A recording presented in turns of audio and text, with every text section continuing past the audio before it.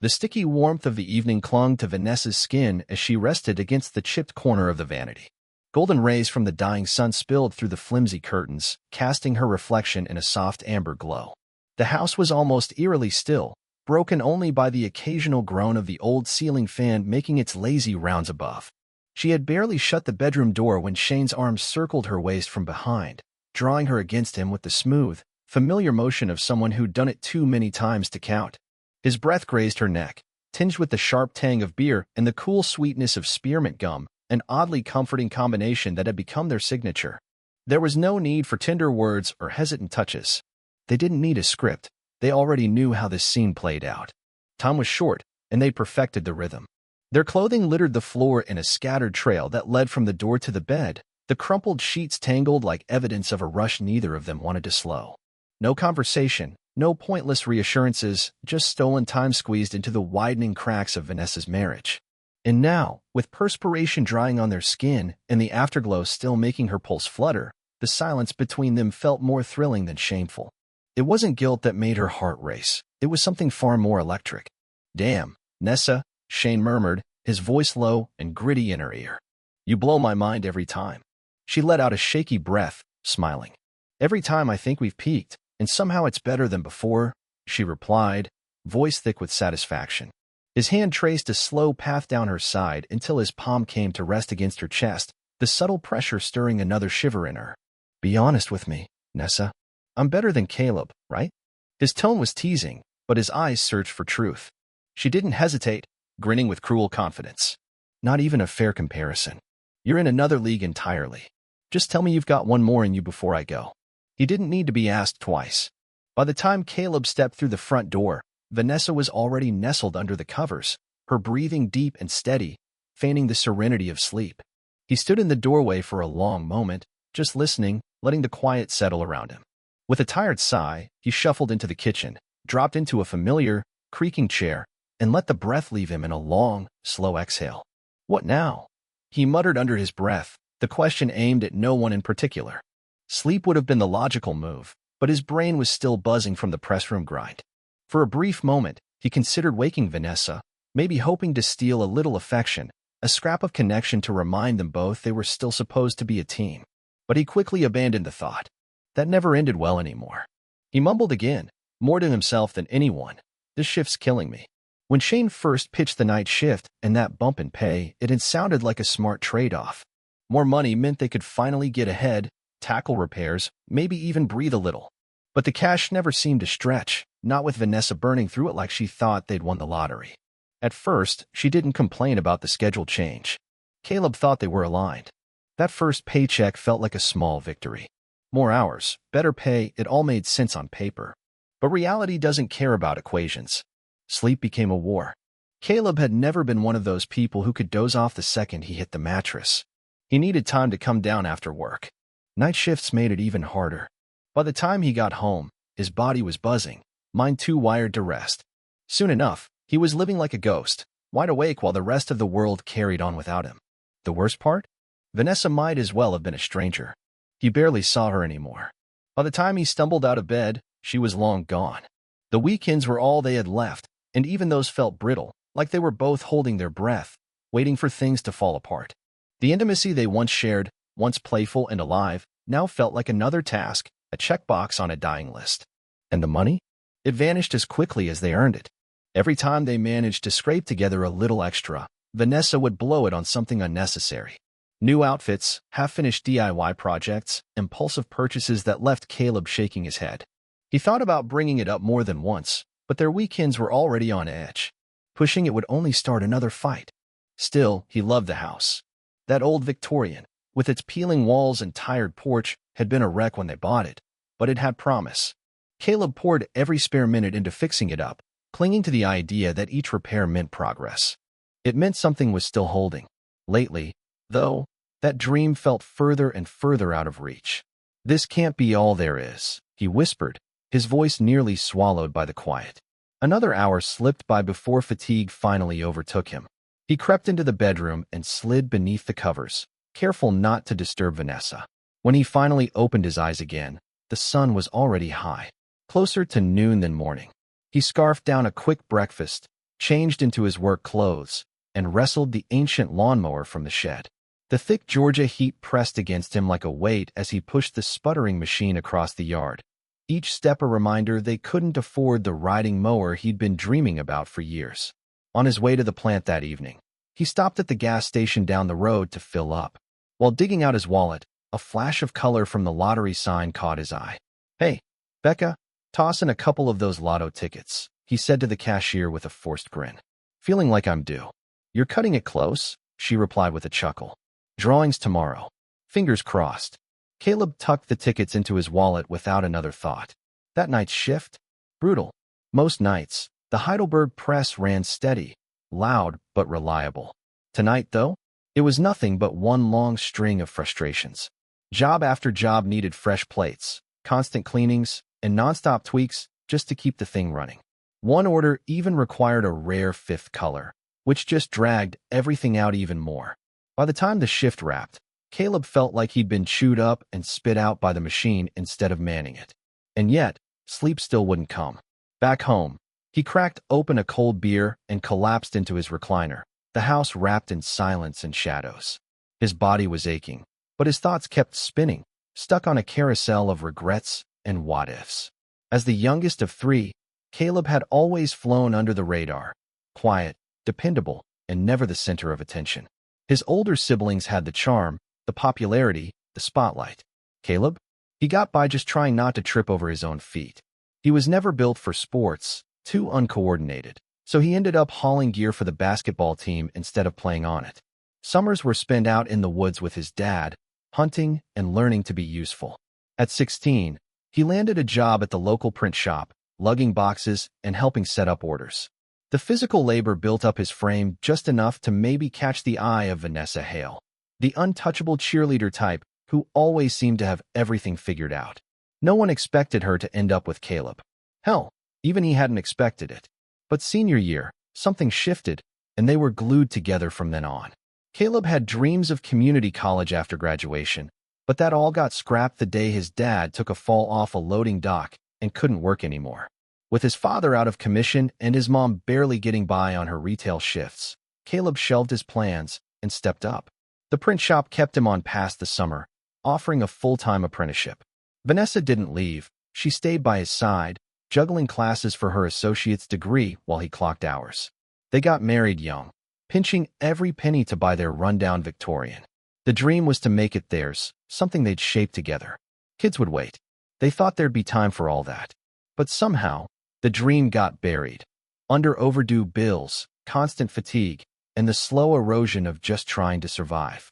Caleb often found himself lying awake in the middle of the night, staring at the ceiling, thinking, how did we get so far off track? And how the hell do we get back? That night, those same questions kept him company until he gave up and crawled into bed. Even asleep, Vanessa looked stunning. Something about her always did that to him. Just lying beside her stirred up old feelings he thought had been long buried. He found himself counting down the days to the weekend, craving even just a sliver of connection. The next morning, he slept in again. Vanessa was already gone. After a quick bite, he grabbed his tools and went to work on the drywall in the back room. Yet another half-finished job in a house littered with them. By the time he'd finished taping the seams, the day had already slipped past him. He slapped together a sandwich, packed up a quick dinner, and showered before heading off to another night at the plant. That shift went smoother. For once, the press cooperated, and Caleb came home only half dead. But sleep still wouldn't cut him a break. Not wanting to disturb Vanessa, he kept the lights low and flipped on the TV. Just as he leaned back, the lottery numbers flashed across the screen. On impulse, he pulled the crumpled tickets from his wallet, not expecting much. But as he scanned the numbers, something didn't add up, except it did. Perfectly. Every digit matched. His heart kicked into overdrive as he read and reread them, trying to poke holes in what he was seeing. The numbers didn't budge. His hands trembling, he shot out of his seat and ran for the bedroom, grabbing Vanessa by the shoulder and shaking her awake. "We won," he blurted. "Vanessa, we hit the jackpot." She groaned, barely lifting her head. "Caleb, go back to sleep." "I'm not joking," he said, breathless. "We're millionaires." That snapped her out of it. She blinked, sat up groggily, and rubbed her eyes. With a skeptical frown, she grabbed her phone and checked the numbers online. Her jaw dropped. Holy crap. $10 million. They shrieked, laughed, and jumped around like kids, spinning and collapsing in a heap of breathless disbelief. In the chaos, Caleb accidentally ripped her nightgown. That was my favorite one, she yelled, laughing but clearly annoyed. Don't worry, he grinned. I'll buy you a whole damn wardrobe. That night, they fell into each other with a messy, eager passion they hadn't touched in years. There was laughter and fumbling and a sense of closeness that had long been missing. They eventually drifted off, wrapped around each other, like maybe, just maybe, they'd found something again. When Caleb finally opened his eyes the next morning, sunlight was pouring into the room, and to his surprise, Vanessa was still in bed. Shouldn't you be at work already? He asked, voice thick with sleep. She stretched out with a smug smile. Nope. Already called in. I quit. I'm done dealing with cranky, wrinkled customers. Let someone else babysit them. Caleb hesitated, his gut tightening. Something about her tone made him uneasy, but he let it pass. After breakfast, Vanessa was practically bouncing, ready to broadcast their news to the world. Caleb stopped her with a gentle hand. Let's wait until we talk to the lottery office, he said. We need to be sure it's official before we start shouting it from the rooftops. Oh, come on, Caleb, she rolled her eyes. We checked the numbers. It's real. I know, he said, but I want to speak to someone. Figure out how the payout works. Monthly payments might be better than taking it all up front. She sighed dramatically, but, for now, didn't fight it. So, what's the big plan, Mr. Big Bucks? She asked with a mocking grin. Caleb had a plan, all right. He was going to meet with an old accountant his dad had always trusted, someone grounded, someone who'd tell it straight. And despite everything, he still planned to clock in for work that evening. Why the hell would you do that? Vanessa asked, genuinely confused. We're loaded. We never have to work again. I just think we should take our time, Caleb replied carefully, already sensing they were drifting in two very different directions. The accountant's advice? Not exactly thrilling. The accountant hadn't sugarcoated it. After taxes and the way lottery payouts were structured, the $10 million headline figure was more fantasy than reality. What they'd actually take home was far less. Worse still, most lottery winners didn't hold on to their fortunes. They blew through it all within just a few years. Caleb walked out of that office with a heavy head and a tighter chest. Still processing it all, he headed straight for the plant, only to get blindsided the second he stepped through the door.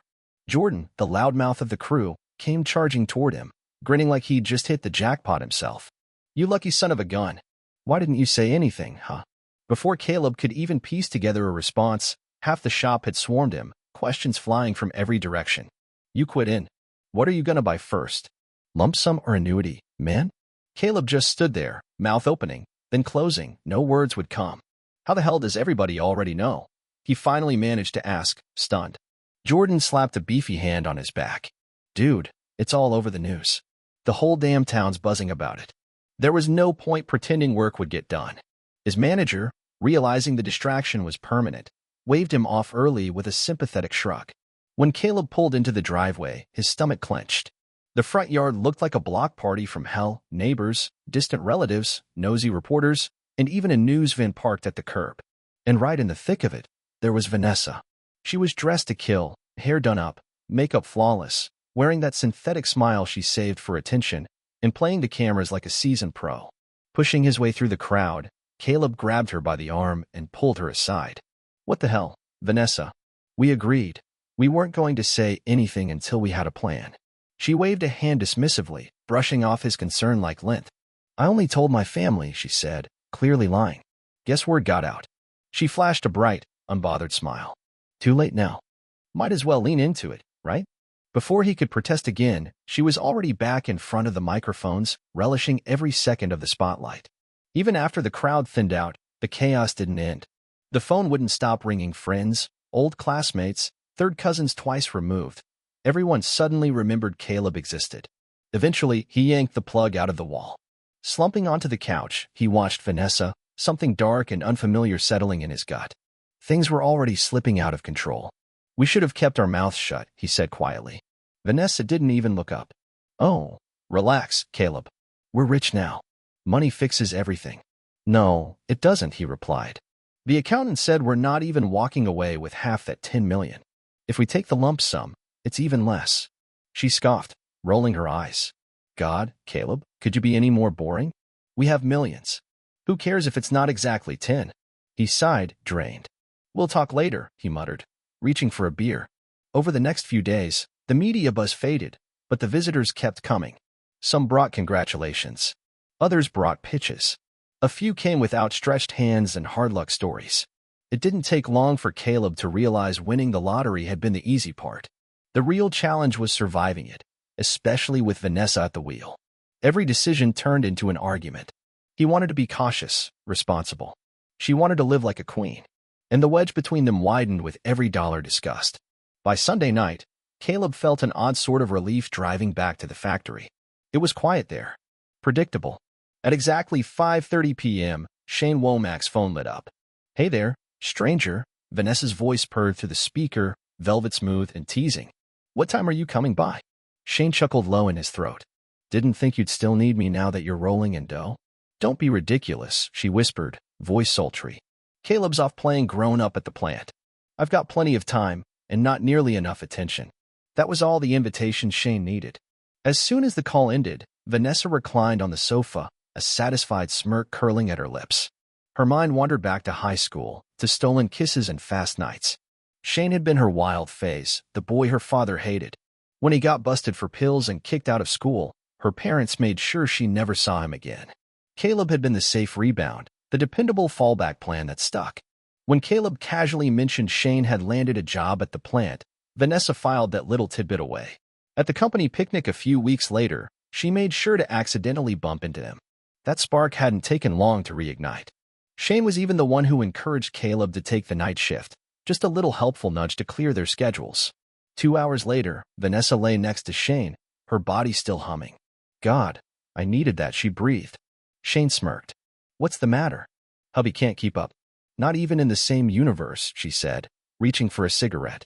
And now he's acting like we've got to hoard every cent like we're broke. Wants to stretch it out over 26 years. Shane's smile faded into something colder. You know, there is a way you could get your hands on most of that money. No sneaking. No hiding. Vanessa turned her head, eyes narrowing. I'm listening. When Caleb clocked it Monday, something had shifted, and not in a good way. The smiles were gone. The easy jokes? Nowhere to be found. Every conversation ground to a halt when he walked into a room. Some guys wouldn't meet his eyes. Others gave him looks that dripped with jealousy or suspicion. By Friday, things had started to level out, at least until his supervisor tapped him on the shoulder during dinner break. Hey, Caleb? This guy needs a quick word with you. Behind him stood a man in a dark suit holding a thick envelope. Without saying a word, he handed it over. You've been served. Caleb's eyebrows drew together as he tore it open, confusion turning into horror. His boss shifted awkwardly, eyes darting toward the floor. Looks like divorce papers, he muttered. This can't be right, Caleb said, flipping through the pages like they might rewrite themselves. Jordan leaned over, reading just enough to confirm the worst. It's all in there, man. Caleb's heart was hammering by the time he pulled into the driveway, though he barely remembered how he'd even gotten there. His stomach twisted into knots at the sight of Shane's unmistakable red Dodge Ram parked like it belonged there, right in front of the house Caleb had bled and sacrificed for. Frowning, he jammed his key into the lock, but it wouldn't budge. He tried again, harder. Still nothing. Frustrated, he pounded on the door. That's when his phone buzzed in his pocket. Vanessa's voice came through, calm and cutting. Stop banging like a lunatic, Caleb. I had the locks changed. He blinked, stunned. What the hell are you talking about? This is my house too. Not anymore, she replied, tone flat. My lawyer says the court will figure all that out. Until then, you're not welcome here. Through the window, he could see his trash bags, lined up at the curb. His clothes, his tools, his life, dumped like it was nothing. Then his eyes landed on Shane's truck again. What's Shane doing here? He asked, voice sharpening. Oh, Shane. Her tone flipped, suddenly sweet, sugary, fake. He's just been such a comfort, helping me through this very difficult time. She let out a mocking little giggle, and in the background, Shane's laugh followed hers, smug and familiar. Caleb's grip on his phone tightened until his knuckles turned white. You've got to be kidding me. You should probably leave now, Vanessa said, all casual venom. Unless you want me to call the cops. Click. The line went dead. Caleb stood frozen for a second, then turned and stormed into the garage. He yanked open his old toolbox, hands trembling as they closed around cold steel, his 9mm, still where he'd left it years ago. He stood there gripping it, pulse thudding in his ears like war drums. Then, movement caught his eye across the street, a couple of neighbors peeking through their blinds, watching the whole thing unfold. He swore under his breath and slammed the gun back onto the shelf. What the hell am I even thinking? Grabbing the garbage bags of his things, he hurled them into the back of his SUV. The tires screamed against the pavement as he peeled away from the curb.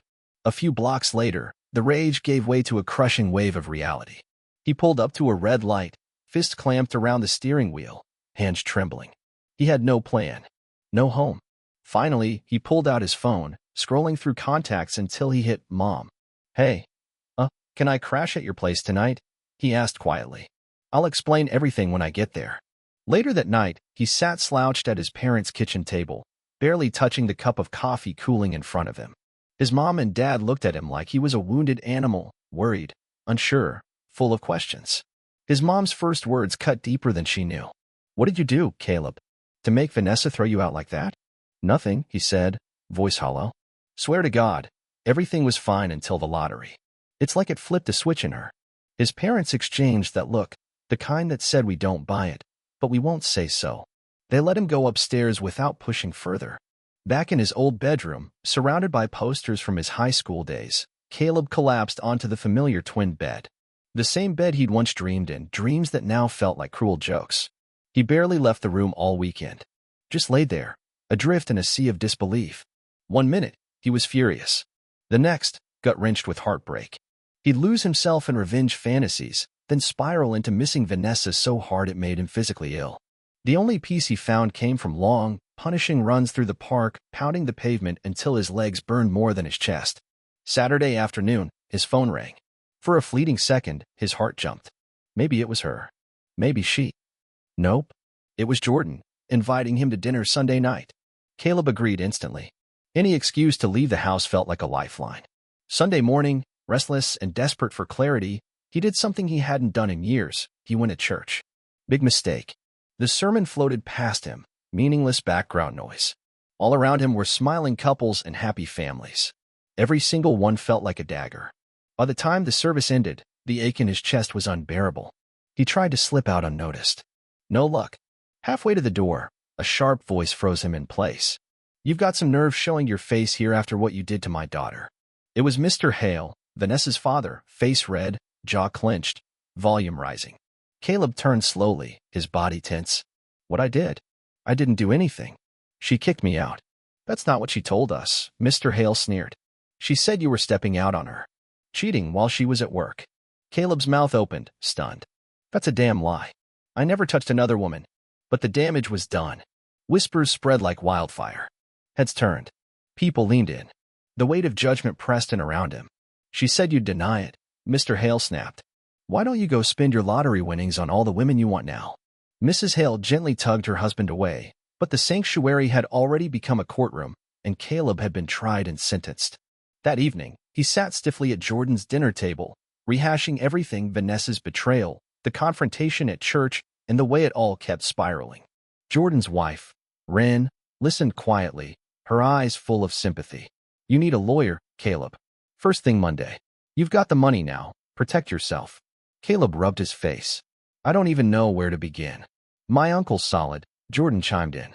Family attorney. He's helped me out a few times. The idea of legal fights made Caleb's stomach turn, but he nodded anyway and took the number. You heading back to work tomorrow? Jordan asked. Yeah, Caleb said after a long pause, the words sitting like a stone in his chest. I need the paycheck. Can't crash at my folks' place forever. That afternoon, being back at the plant gave Caleb the illusion of normalcy for about 5 minutes. Then his supervisor called him aside, his expression tight and uncomfortable. Figured you'd want to hear it from me, he said, rubbing the back of his neck. Shane Womack quit this morning. Told everyone he's moving in with your wife. Said you'll be covering their bills with your lottery winnings. Caleb's stomach turned to ice. Words getting around fast, the supervisor added, clearly unsure how to navigate the moment. If you need some time off, I'd understand. But Caleb just shook his head, jaw clenched. Let him talk. I'm staying. Back on the plant floor, everything felt colder, sharper, like he'd stepped into a different world. Conversations stopped the second he came near. People whispered behind cupped hands, and no one looked him in the eye for long. Laughter echoed from the break room, followed by the unmistakable murmur of his name. Staying focused was impossible. At one point, Jordan had to physically stop him from loading the wrong plates into the press. "Whoa, man. Snap out of it," he said quietly. By the end of the shift, Caleb's hands were shaking, and it took every ounce of willpower not to run straight to his SUV and disappear. The next morning, Caleb sat across from Jordan's uncle, a blunt, sharp-eyed attorney who wasted no time with pleasantries. After reviewing the paperwork and listening to Caleb's side, the lawyer leaned back in his chair, expression unreadable. "Well, no kids involved makes it simpler," he said flatly. "Georgia's a community property state. Everything you earned or acquired while married. It's split straight down the middle." Caleb's stomach twisted. "But I bought the ticket. She didn't even know about it." "Doesn't matter," the lawyer replied with a shrug. "You were married when you bought it. That makes it joint property. Legally, she's entitled to half." Caleb swallowed hard. "And the house? I've spent years fixing that place up." "Sentimental value won't help you in court," the lawyer said, unmoved. "Unless you both agree on who gets it, the judge will probably have it sold and split the money." "This isn't fair," Caleb muttered, his voice low and tight. The lawyer gave him a look. "Fair doesn't mean much in divorce law.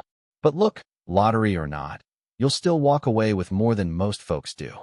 Caleb left the office in a fog, the lawyer's words ringing in his ears like static. Just 2 weeks ago, his biggest headache was adjusting to night shifts.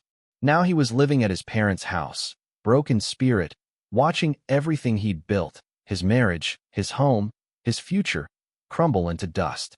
"Winning that damn lottery ruined my life," he muttered under his breath. For the next couple of weeks, Caleb lived on autopilot.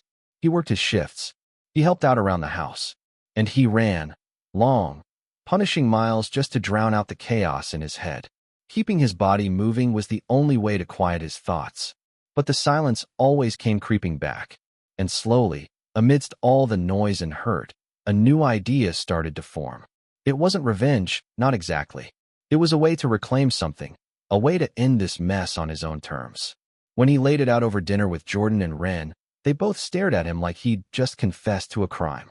Jordan leaned forward. "You sure about this? It's one hell of a move."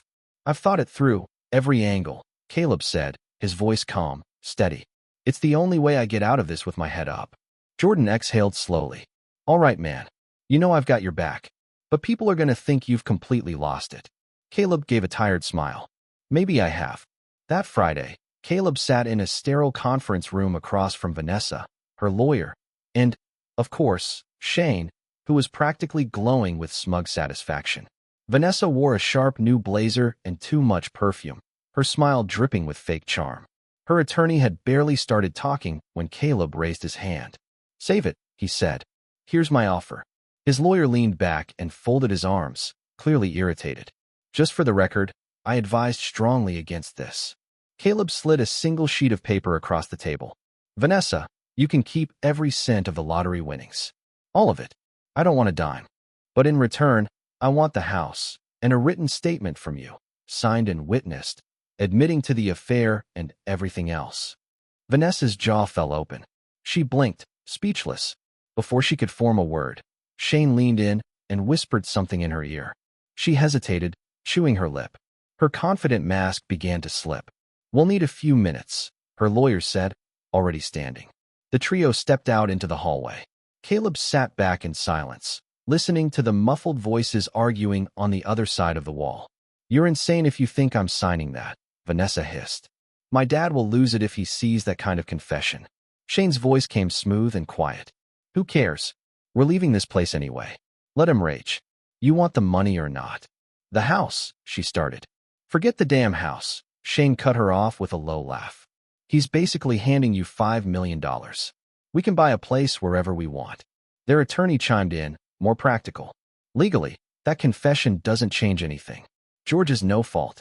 But financially, this is better than what you'll get if this drags out in court." Vanessa fell silent for a moment. Then, her voice turned greedy. "If all the money's ours, fine. Where do I sign?" Back in the room, Vanessa grabbed the pen like it owed her something and signed her name with a flourish. She slid the document back across the table, eyes gleaming with satisfaction. Caleb took the paper, his face unreadable. "When do I get the keys?" he asked flatly. Shane answered, still grinning like a fool. "We'll pick up the money Monday. Be out by Tuesday night." As they walked out, Shane slung an arm around Vanessa and laughed loud enough to echo. "We're set for life, baby." Then, without shame, he smacked her backside right there in the hallway. That evening, Caleb sat at the kitchen table with his mother. He pulled the signed confession from his pocket and slid it across the table. "If you want the whole story," he said quietly, "read this." His mother's face darkened as her eyes scanned the page, lips parting in disbelief. Each shameful detail spelled out in Vanessa's neat handwriting hit like a slap. The affair with Shane, manipulating Caleb into the night shift so they could sneak around unnoticed. It was all there, in her own words. "I never would have believed it," she whispered, her voice trembling. "I really thought she loved you." His father said nothing for a long moment. He just stared at the paper, then exhaled sharply. "You gave her everything? All 10 million? Caleb's voice didn't waver. "You always told me the only thing a man truly owns is his name. I just bought mine back." His dad shook his head slowly. "That's a steep price for pride. Worth every penny," Caleb said without blinking. That Sunday, Caleb dressed in his best shirt and slacks, took a deep breath, and walked into church just as the sermon reached the halfway mark. Conversations hushed and heads turned as he made his way down the aisle. He didn't flinch. He took a seat in the front pew, calm and steady. When the service ended, he stood and turned to the congregation. "I know there's been plenty of gossip going around," he said, his voice firm but not angry. "I figured it was time I set the record straight." He held up a single sheet of paper. "This is Vanessa's own statement, signed and witnessed. I've pinned a copy to the bulletin board out front for anyone who wants to read it after, but I'm going to read it now." He cleared his throat. "I, Vanessa Hale Morgan, admit I am leaving my husband, Caleb Morgan, for Shane Womack. I engaged in a romantic relationship with Shane while still married to Caleb without his knowledge. The failure of our marriage is entirely my fault. Caleb is in no way to blame." A heavy silence filled the room, just the soft creak of pews as people shifted awkwardly, unsure where to look. Then Caleb crossed the aisle to where Mr. and Mrs. Hale sat frozen, pale as ghosts. He held the confession out. "You didn't believe me before. Maybe you'll believe her." Mr. Hale's hands trembled as he read. His face drained of all color. Beside him, Mrs. Hale covered her mouth, her shoulders shaking with quiet sobs. "Damn that Shane Womack," Mr. Hale muttered, barely containing his fury. Caleb's voice softened. "She fooled us all." Without waiting for a reply, he turned and walked out of the sanctuary with his head high, shoulders squared, and a silence behind him that said more than 1,000 whispered apologies ever could. Monday's shift passed with little incident, but the church scene had spread like wildfire. People talked, some in whispers, some not even bothering to hide it. By Tuesday, the plant had a new topic. In the break room, the old TV buzzed with the local news. There she was, Vanessa, smiling like she'd won a pageant, holding an oversized novelty check in front of flashing cameras. And right beside her was Shane, smirking like he owned the place. The news anchor even called him her fiancé, which triggered a new wave of snickers and side glances. Jordan tried to shield Caleb from the worst of it, pulling him out of conversations when they started to turn sour. But there was no escaping all of it. Every grin, every joke about losing his money and his wife, it hit like a gut punch. Still, Caleb kept moving. Because the one thing Vanessa didn't take from him was the house. And tonight, that was where he was headed. His SUV was packed with the last of his things. The second the clock hit quitting time, he was gone. Just like she said, the keys were in the mailbox. When he stepped inside, his heart sank. The place was trashed. Dirty dishes stacked in the sink, food dried into crusty fossils. Overflowing trash bins. Junk strewn across countertops and furniture. "She didn't do a damn thing since I left," he muttered under his breath. He barely slept that night. By sunrise, he was already in the kitchen, sleeves rolled up, scouring counters and scrubbing cabinet doors just to make the place feel like home again. As the coffee pot sputtered to life, he flipped open the morning paper. There it was, the unluckiest lottery winner in Georgia, complete with a photo of him looking like hell and a snide retelling of how he'd given millions to his cheating wife. His phone rang not long after. It was his sister, and her tone was sharp, Please tell me that article's a joke. It's not, Caleb said, already bracing for it. You idiot. We were counting on you to help with our down payment. Before he could explain, the line went dead. Guess I'm off the Christmas list, he muttered, though the sting in his chest said it hurt more than he let on. Anger was easier than guilt. And the truth was, if things had gone differently, he would have helped. The shame, the betrayal, the loneliness, it all drove Caleb deeper into himself. Aside from work, dinner at Jordan's now and then, and brief check-ins with his folks, he shut the world out. He poured every bit of pain and energy into the house. He tore it down to the studs, ripped out the flooring, stripped the walls, and started over. His hands did what his heart couldn't. They rebuilt. The renovation became his therapy, his escape, his way of finally claiming the home as his. And with Vanessa out of the picture, so was her endless spending. For the first time in years, his paycheck didn't vanish.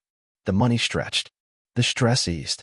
Bit by bit, life settled into a quiet rhythm. Friends and family tried setting him up on dates, but Caleb never followed through.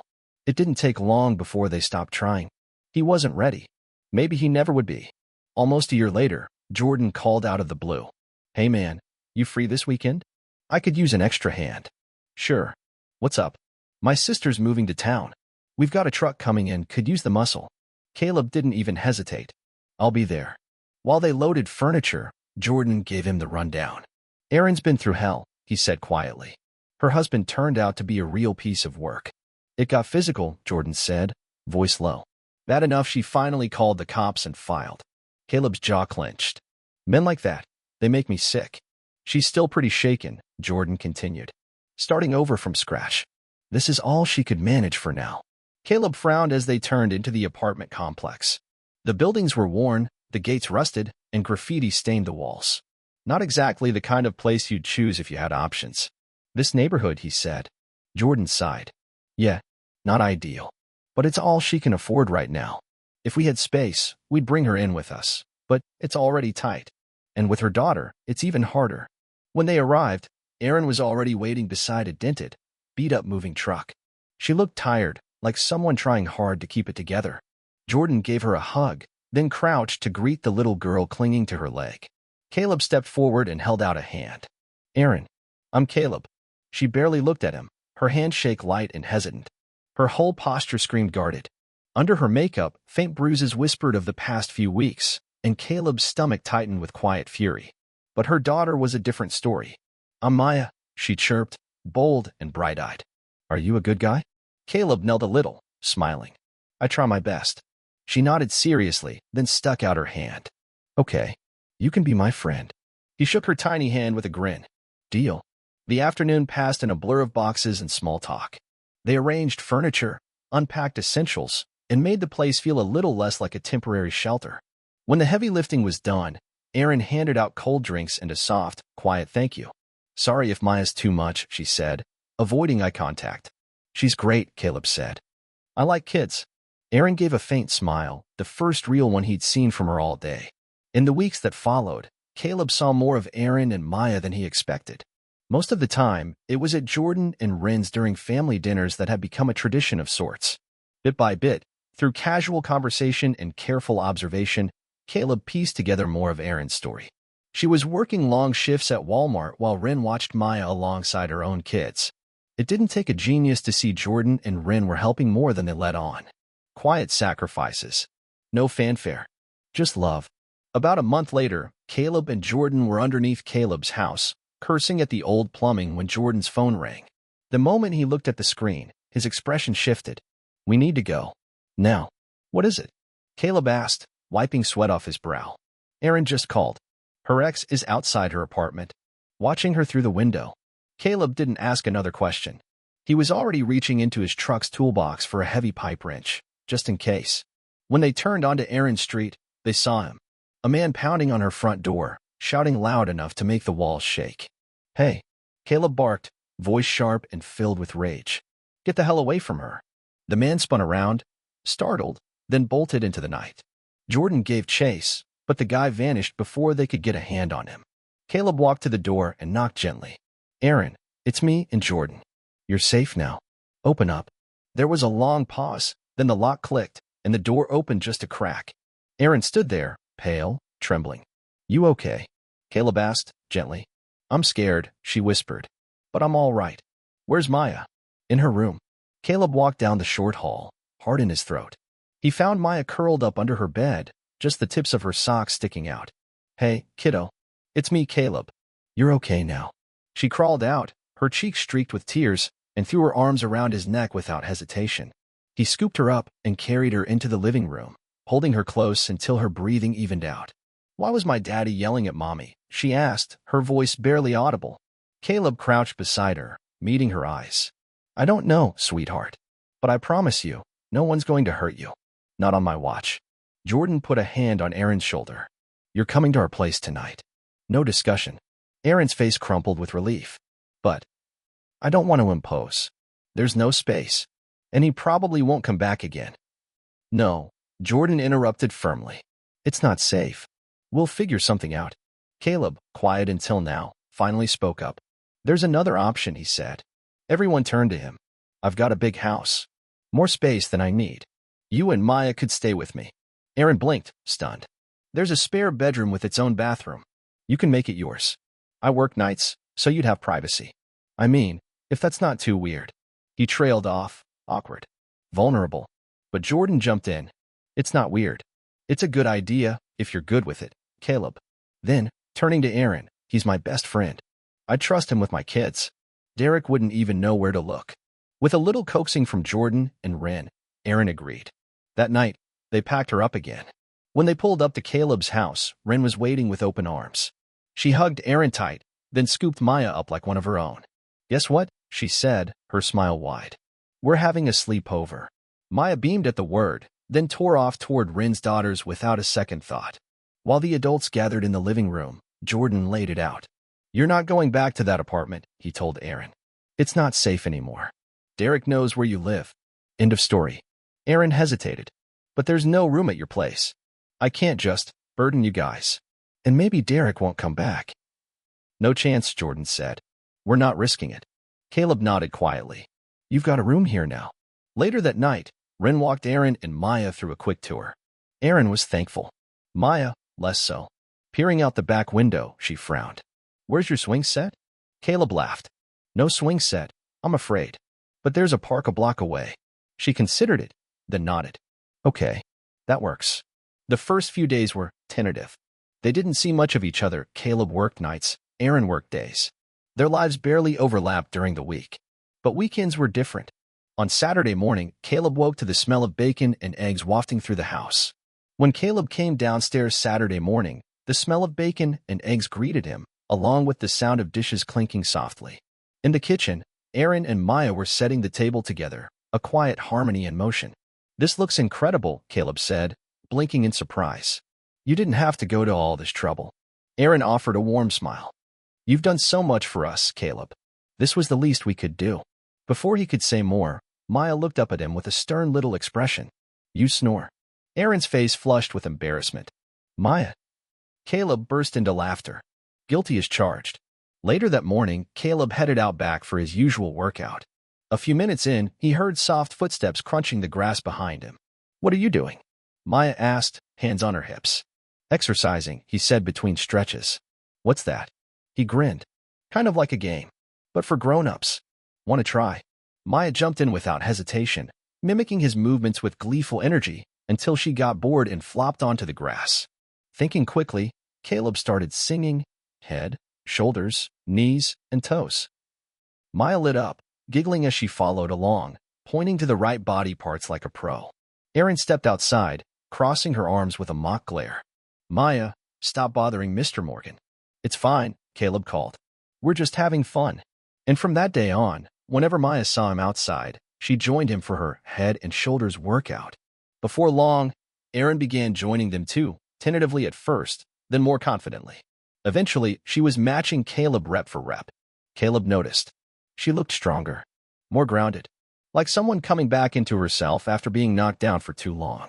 After their workouts, Caleb went running while Aaron and Maya took over the kitchen. Caleb hadn't eaten that well in years. During the week, with Aaron at work and Maya staying with Ren, he kept himself busy with house projects, especially fixing up the guest room, making it truly theirs. Somewhere along the line, he realized something he hadn't expected. He liked having them there. One night at work, Caleb overheard a pair of coworkers talking in the restroom. "You'll never guess who my brother saw," one said. "Who?" "Shane Womack. In Atlanta." "Seriously?" "Yeah, him and that Vanessa chick. Flashing cash at some club, bragging about Atlantic City. My brother says they just bought a mansion." Vanessa's name hit Caleb like a punch to the ribs. The memories came flooding back. Every betrayal, every humiliation. Driving home, the past clawed at his thoughts, refusing to let go. Sleep felt impossible. He settled into his recliner and flipped on the TV, hoping to quiet the storm in his head. Then came the soft patter of tiny feet behind him. Caleb turned to see Maya peeking around the corner. "What are you doing up, kiddo?" "I can't sleep," she whispered. "Will you read me a story?" Caleb couldn't say no to that face. "Just one," he said. She beamed and ran off, returning with a well-worn Dr. Seuss book. Climbing into his lap, she handed it to him and curled against his chest as he read in a soft, steady voice. She was out cold before he hit the last page. Morning light spilled through the window when he woke. Maya was still snuggled beside him, a blanket tucked around them. Someone had gently covered them during the night. Carefully, he got up, laid her down on the couch, and made his way to the kitchen. Aaron was already there, flipping pancakes. She looked up and smiled. "Looks like you had some company last night." "Sorry," Caleb said, rubbing his neck. "She said she couldn't sleep." Aaron's smile softened. "She's been through a lot. You were good with her." Caleb shrugged. "I liked it, actually." Their eyes met, and for a moment, everything felt calm, simple, and warm, like a home should. About a week later, Jordan and Ren hosted a backyard picnic for the whole crew. Aaron played with the kids while Caleb helped Ren set up the tables, the sound of laughter mixing with the smell of burgers on the grill. As they worked, Ren glanced over at him. "So," she said, casual as ever, "how's it going with Aaron and Maya at your place?" Caleb nodded. "Honestly, it's been great. No problems at all." Ren gave him a sideways smirk. "And Aaron?" He shrugged, trying not to read into it. "She's amazing. Great mom. Can cook like no one's business." "That's not what I asked." Her smile turned teasing. "Have you thought about asking her out?" Caleb blinked. "Like a date?" Ren laughed. "Yes, Caleb. A date. I don't know. Wouldn't that be weird? I mean, she lives in my house. I don't want to make things uncomfortable. Maybe you're overthinking it.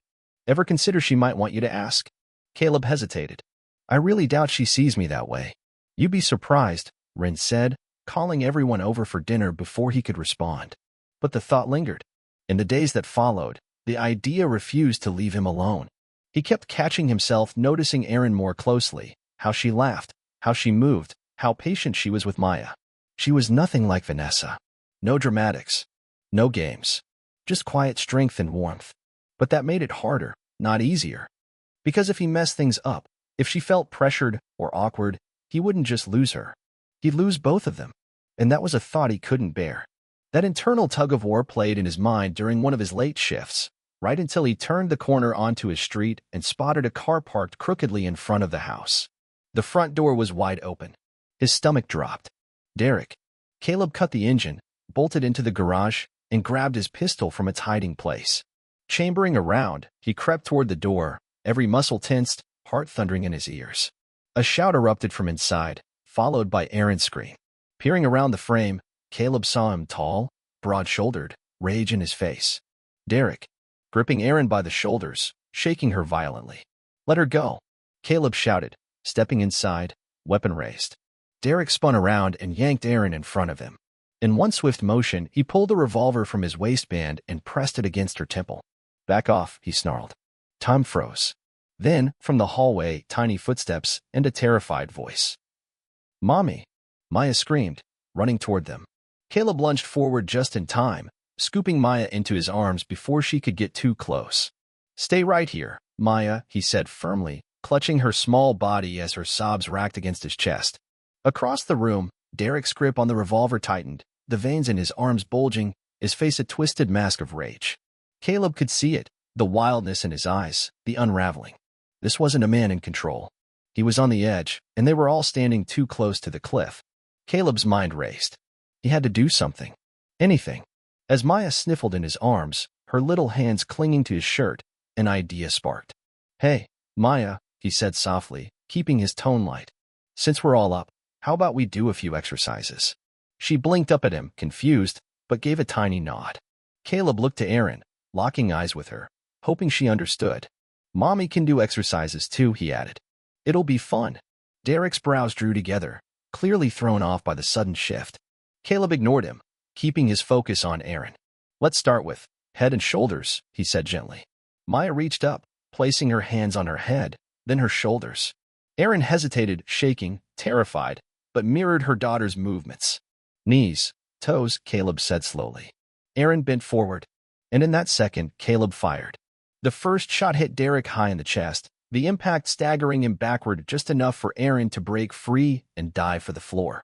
Derek snarled, spinning, raising the revolver, but Caleb's second shot went wide. Derek steadied, rage blazing in his eyes. He raised the gun again. Caleb fired one more time. The third shot struck dead center, clean, final. Derek crumpled to the ground, the revolver slipping from his fingers with a dull clatter. Erin grabbed Maya and pulled her into a fierce embrace, holding her so tight the child squeaked. But neither of them let go. Caleb kicked the weapon away, his hand shaking so violently it took him 2 tries to dial 911. Then, with a trembling voice, he called Jordan. Get here, he said hoarsely. Now. Derek was here, He placed the pistol gently on the mantel, then dropped to the floor beside Erin and Maya, wrapping his arms around them both as his body began to shake. The adrenaline faded fast, leaving him hollow and spent. I thought I lost you, he whispered again and again, tears slipping down his face. That's how the police found them, a broken family, clinging together on the living room floor. 2 years later, the sun was shining, the grill was sizzling, and Caleb stood on the deck flipping burgers while Jordan handed him a cold beer. Ren and Erin chatted nearby on the patio, keeping an eye on the kids, including Maya, who was laughing her head off as she took turns on the brand-new swing set Caleb had built just for her. The smell of grilled meat hung in the air. The yard buzzed with warmth, laughter, and the simple joy of a life finally settled. Then a knock at the door. Caleb raised an eyebrow. The guests had all arrived. He opened it and froze. Vanessa stood there, older, thinner. Her platinum hair had dark roots, her tan looked fake, and her surgically smooth face couldn't hide the wear beneath it. Well, if it isn't my favorite ex, she purred, spinning slowly as if showing off a prize. How do I look? She asked with a too bright smile. Caleb didn't smile back. What do you want, Vanessa? She shrugged, casual. Just thought I'd check in on my old flame. You're looking good, Caleb. Been working out. Just been busy fixing up the place, he said flatly. She glanced over his shoulder, eyes flicking across the house and yard, clearly taking in the improvements. You've done well for yourself. Caleb crossed his arms. What happened to Shane? The smile faltered. He ran off. Took the rest of the money. And the 10 million? She laughed, bitter and brittle. Gone. All of it. The cars, the house, everything. Caleb stared at her, eyes narrowing. So you came back looking for help. She hesitated, then softened her voice. I was thinking maybe we could give it another try. Before he could respond, the front door opened and Erin stepped out, her belly round with pregnancy, her hand resting on it gently. Everything okay, sweetheart? She asked. Caleb slipped an arm around her waist. Yeah, he said, his eyes never leaving Vanessa. Just fine. Thanks for stopping by. He guided Erin back inside and shut the door without another word. Vanessa stood alone on the porch, staring at the closed door, the sound of laughter echoing from the backyard behind her. Later, while flipping another round of burgers, Caleb glanced across the yard. Erin was sitting in the grass, laughing softly as Maya squealed on the swing set, her giggles rising with every push into the sky. Jordan stepped up beside him, beer in hand. You called it, he said. Can't believe they burned through all that money. Caleb didn't look away from Erin. Some people never change. Jordan raised his bottle. You really did hit the jackpot, man. Caleb smiled, his eyes tracing the lines of the life he'd built, not the one he'd lost. Yeah, he said softly. The real one. The sun dipped low, casting gold and amber light across the backyard. Caleb stood at the edge of the deck, beer in hand, the scent of grilling meat wafting through the air. Laughter rose again from the swing set, full of life and joy. Erin stood nearby, one hand gently on her belly, the other shading her eyes as she watched Maya fly higher into the air. The house, once cracked, faded, filled with ghosts, felt different now. Mended. Whole. Not just a structure anymore, but a home. A home built with second chances. Caleb wasn't the man he used to be. The bitterness, the hurt, the anger faded now. Not erased, but reshaped. Sanded down by time, love, and quiet persistence. He looked toward Erin just as she turned her head. Their eyes met. No words passed between them, but none were needed. They understood. They had survived. And what they had built, together, was stronger than anything that came before. The past still existed, sure, but it no longer haunted him. Now it was just a story, one that ended exactly where it should. Home.